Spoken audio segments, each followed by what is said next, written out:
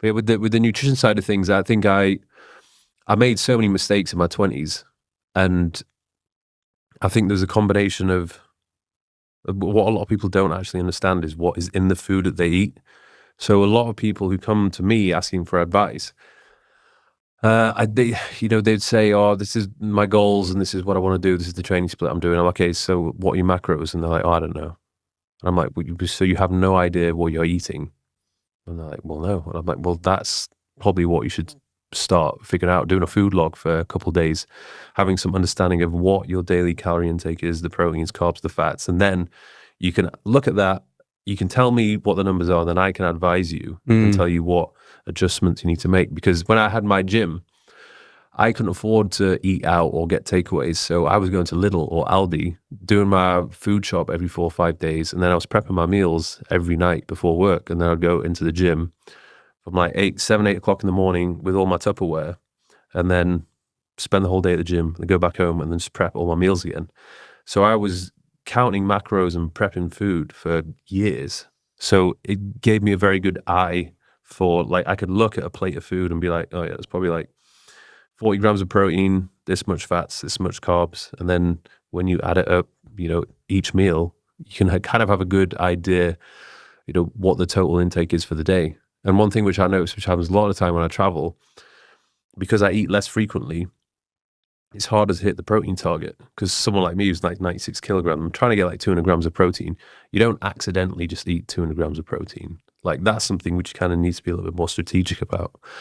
So that was always an issue when I traveled, which, it just means I need to go and do a food shop and just have something quick, which will just give me a 40 or 50 gram hit of protein.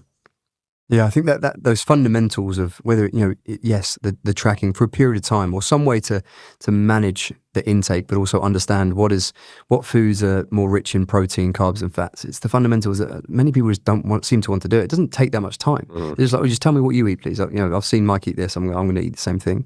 But those fundamentals last a lifetime once you fully understand them, so that you have this freedom to be able to go into a restaurant, pick something on the menu, or to eat out, whatever it may be. This freedom to know, okay, I had this meal this day, which probably wasn't ideal, but that means I just need to compensate for dinner or for breakfast, whatever it may be. And I think that's it's no secret. Someone that looks the way you look, and myself, right? We're disciplined and we're routine around the way in which we eat and organise our life around the kitchen and food.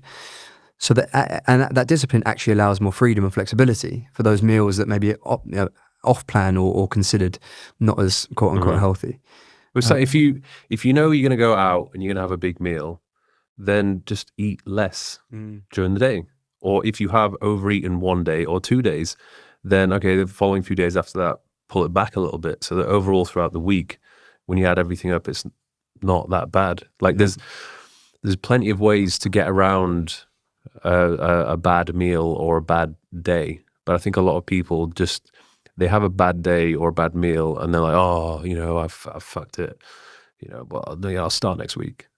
And then they just have like a terrible week, and then they probably just added a load of fat in the process.